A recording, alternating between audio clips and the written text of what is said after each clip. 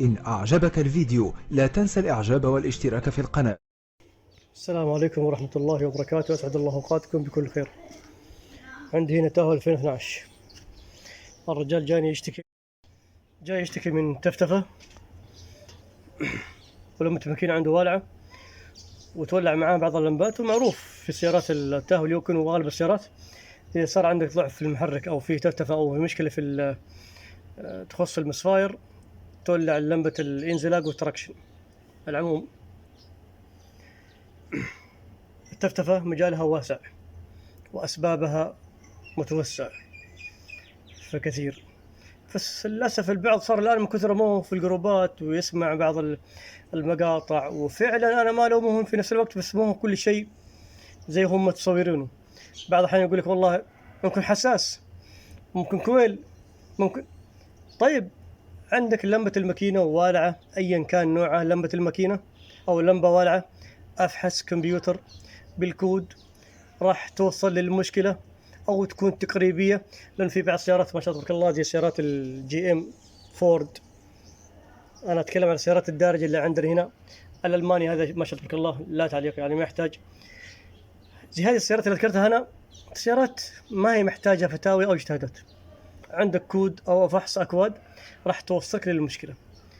أما حكاية تقول لي أنا عندي وما عندي وفيها وشو، لمبة الماكينة عندك ولعت، أفحص كمبيوتر، لأنه كل الأسباب اللي أنت بتذكرها وتشرحها لي ممكن تكون محتملة، لكن ما راح تأكدها لك بالشيء الذهني أو التصوير اللي أنت تصوره. أفحص راح تعرف المشكلة. وفي بعض السيارات اللي فحصها يكون ضعيف نوعا ما، أقل شيء بس إنك راح يوصلك للمشكلة التقريبية، بدل ما نخمن. زي ما جاني واحد أمس من حق كوريلا 2015 طالع عنده كود B0420، والكل اللي يعرف الأكواد هذه يخص إنه في مشكلة ضعف في أداء دبة الشكمان. للأسف اللي فحص له، وبرضه هو من كثر ما هو يسأل هنا وهنا، قالوا له حساس. سألته أنت فحصت الكمبيوتر؟ قال نعم. اللي فحص لك الكمبيوتر إيش قال لك؟ قال لي ممكن حساس. إيش دخل حساس؟ ما دام عنده الكود B0420 معناته إنه في عنده مشكلة في أداء دبة الشكمان. فارسلته المقطع ووريته، هذا ما يبغى له احتمالات، دام وصلت للكود. بعض الأكواد تعطيك المشكلة بصراحة يعني، لكن ما أعطاك أكواد وهمية أو إنه غير معروفة. البي 0420 معروف في هذه في أغلب السيارات. البي 0420 و30 دائما هذه تعني انسداد في دبة الشكمان، إذا كان دبتين أو دبة. انت فجأتني سبحان الله نفس الشيء، هذا عنده مصفاير وفيه تفتفة، فيقول لي احتمال ممكن حساس. أنا طبعا غيرت بواجي وأنا سويت وفعلت. طبعا أنا الحين ما أتشره ولا شكك أحد، بس أنا أتكلم بشكل عام عشان الواحد يفهم أو يتفهم. طيب لها أسباب كثيرة، ممكن ضعف بنزين، ممكن مشكلة بخاخات، ممكن مشكلة تفتفت في مشكلة التكايات، ممكن مشكلة كويلات، ممكن مشكلة أسلاك بواجي، ممكن مشكلة بواجي حتى لو كانت جديدة، ممكن جاها كربون وصار الاحتراق فيها ضعيف، ممكن سبحان الله هي أساس المنظومة إلكترونية أو كهربائية تتلف. فكم واحد غير بواجي وطلع من عندي وما في شيء، بعد يوم اللي هو فيه تفتفة واتضح أن المشكلة في البواجي. على العموم فالأشياء التخمينية هذه أنا ما أحبها، والتوقعات والإجتهاد هذه ما أحبها، لأن لو كل واحد بيجتهد وبيخمن وتجي صح ما احتاجنا لا الفحص ولا احتجت إنه الواحد يقول له روح أفحص أو تعال، لأنه لو أنا بأتأكد من العطل بدون ما أفحص. لكن ما حد يقدر يعرف الأسباب إلا لازم أنت تتأكد. فالحين جيت أنا عندي هنا لما فحصت السيارة هذه، زي هذا اللي أنا عندي التاو 2012، لاحظوا جاء عندي هنا تفتفة مسفاير. طيب المسفاير هذا معطيني الآن عام، وين أنا ما أدري. دخلت على بيانات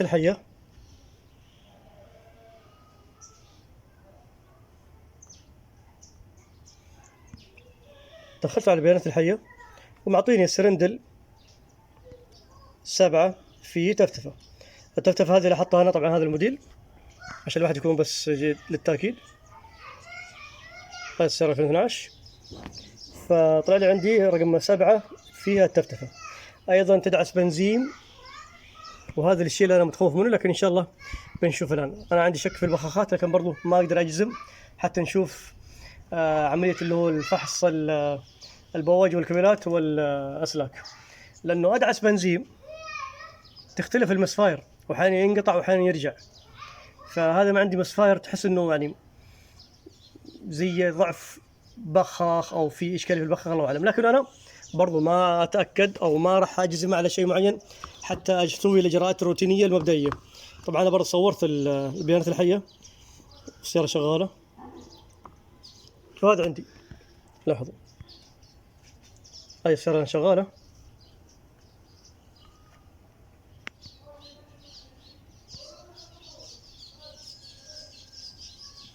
لاحظوا عندي هنا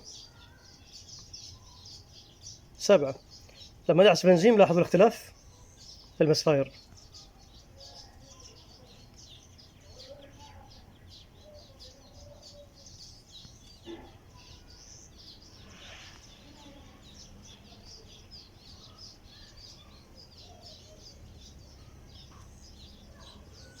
لاحظوا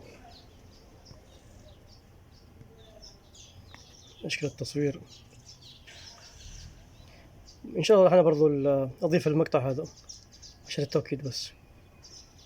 طيب الحين أنا عندي اتضح لي المسفاير عندي في سلندر رقم 4.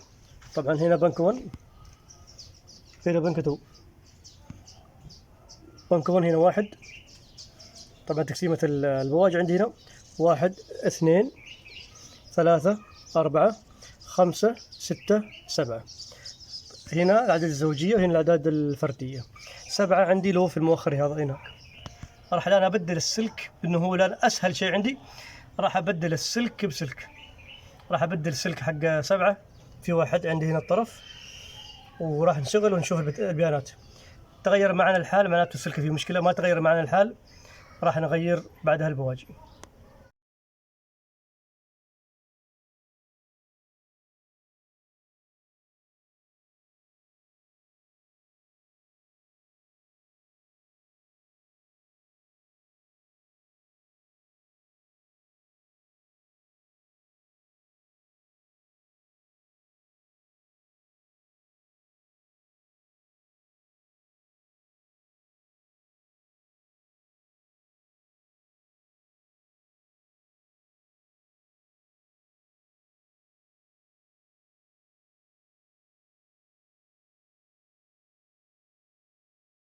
طبعا لاحظوا السلك عندي هنا سبق انه غير بواجي يقول قبل شهر او اقل، واثناء السحب ضغط على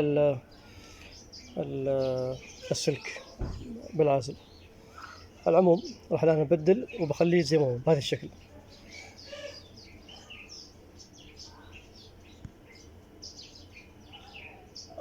راح ان شاء الله افك حق رقم 1 اللي عندي هنا.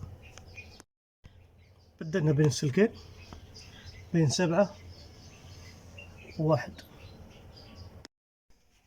الحين دخلنا على البيانات الحية ونبغى نشغل ونشوف.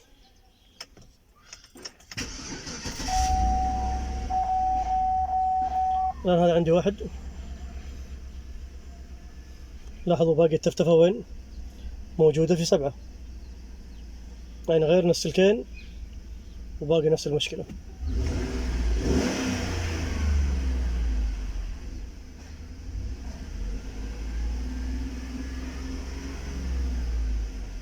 راح نغير الآن بوجي.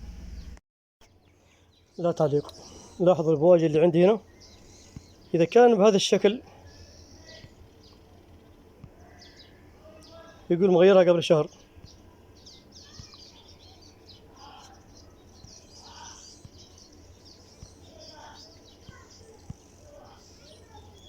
لاحظوا حتى الظهر ما في أي راس الشرارة.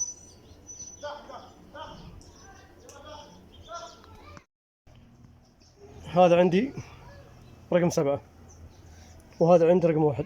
لاحظوا يعني نسبيا أرحم من هذا، بس كلها صراحة تعتبر مستهلكة، يعني مو حق شهر ولا الله أعلم. بواجي اللي عندي هنا صراحة حتى استخدامها اللي هنا يعني تلاحظ كأنها صير لها عليها الدهر. راعيه يقول مغير بواجي قبل كم شهر أو شهر. على العموم هذا أنا عندي رقم 1 راح نحطه محل 7، وذا 7 نحطه محل 1. إذا تغير معناته المشكلة في البواجي لازم نغيرها. بدلنا بين البواجي، راح نشغل نشوف. لا تعليق، خلاص ما يحتاج. عند المشكلة من البواجي. لاحظ عندي هنا الآن 7 ما بها شيء. لاحظ عندي هنا 1. هذا بس للتأكيد. إذا عندك مشكلة افحص كمبيوتر وبعدين تأكد وين المصدر المشكلة. ما هو تقول لي أنا مغير بواجي قبل فترة، أنا سويت وفعل، احتمال يقولون ما يقولون. افحص حبة حبة، سلك بسلك، بواجي بواجي، كويل بكويل، بخاخ ببخاخ. هذه الأمور السهلة الخارجية اللي تقدر أنت تسويها تفحصها، حتى المستخدم العادي يقدر يسويها. فإذا هذه الأمور كلها ما قدرت تحدد فيها المشكلة، بعدين هنا بتكون المشكلة أكبر، اللي هو فحص ضغط السندات. إذا السندات كلها تمام معناته يكون المشكلة عندك ضعف في التكايات. فهذه الأمور هي اللي كلها تدريجيا، لكن هذه الأمور الآن هذه عندك مسفاير فحصها زي ما أنا سويت الآن. بدل سلك بسلك، بواجي بواجي، كويل بكويل، بخاخ ببخاخ، لأن هذه هي الأمور الخارجية. فلا تقول لي أنا قبل شهر، شهرين، 3 شهور عندك مشكلة ما حد يقدر يحدد لك إياها دام عندك لمبة الماكينة والعة. الحين بشوف له إذا لقيت لي بوجهي مستخدم عندي نظيف ركبته. طبعا البواجي حقت الموديلات التاهو اليوكن اللي أعرفه تيجي رأس الشرارة بهذا الشكل. لاحظوا هذا عندي الآن رقم البواجي ونظيف. راح أركب إن شاء الله الآن رقم 1 اللي كانت في المشكلة فيه 7 نقلنا في 1. هذه البواجي القديمة. لاحظوا الراس حق الشرار، ولاحظوا اللي عندي هنا فرق. لاحظوا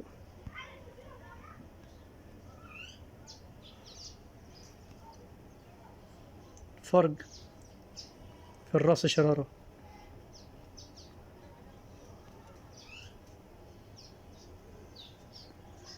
لا راح أركب هذه إن شاء الله ونشوف. تم التركيب. لاحظوا الآن التفتفة راحت. اللي في رقم 1 كان موجودة في 7، لكن لاحظوا الآن برضو حتى 7 عندي الآن في تفتفة تيجي وتروح.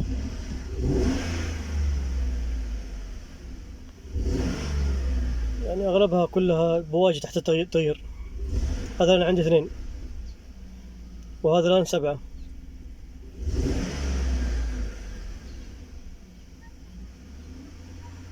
شوف الآن 1 ما عاد جاي في شيء.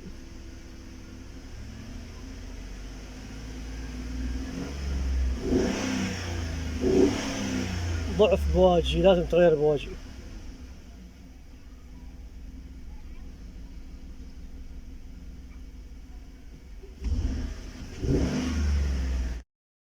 هذا البواجي اللي كان رقم 7 راح أركب إن شاء الله البواجي هذه اللي مستخدم ولكن نظيف.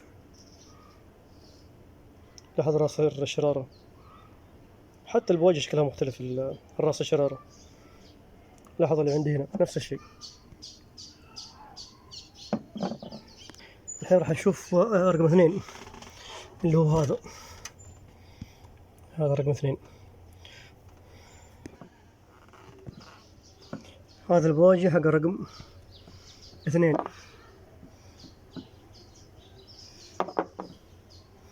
وهذا عندي. طبعا لاحظوا الفرق، لاحظ الفرق في البواجي. هذه مستخدمة ولها سنوات، جيت غيرتها ولاحظوا الفرق عندي هنا. الأوساخ اللي هنا ما هي نفس الأوساخ هذه، يعني هذه ما أعتقد أنها جديدة صراحة. على العموم راح أركب الآن البوجي هذا.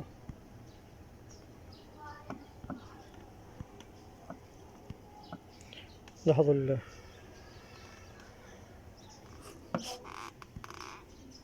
السنة حقت الليزر أو الشرارة. لاحظوا عندي هنا 1 2 صارت خلاص كل شيء تمام. لكن لاحظوا عندي برضو والله مشكلة حل المعاناة هذه. تفتفى كل ما غيرت بوجي في السرندل 7 و1، جت المشكلة في، طبعا كون في 7 بعدين انتقل إلى 1 بعدين جاء معانا 2، فللأسف مرة قروشت. شو اللي الآن؟ شوف المشكلة الآن، يعني تعبت نفسي على الفاضي. كنت بحلل المشكلة حقت السرندلات البقية، كل مرة يطلع لي 1، معناته لازم تغير بواجه مع الأسلاك. الآن هنا عندي 2 و1، 2 و1 و7، تمام. 8 صار يطلع ويروح يختفي، معناته لازم تغير البواجه، تغير بواجه مع الأسلاك. الآن أصفى من أول، لكن فيه يظهر في 8 ويختفي.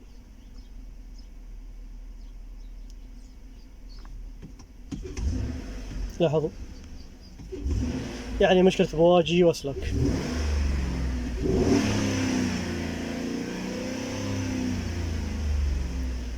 البواجي لازم تأخذ حق الوكالة، لازم تأخذ حق الوكالة. العموم هذا التشخيص عشان الواحد يستفيد منه. طلعت المشكلة من البواجي. هذا صلى الله وسلم على سيدنا محمد.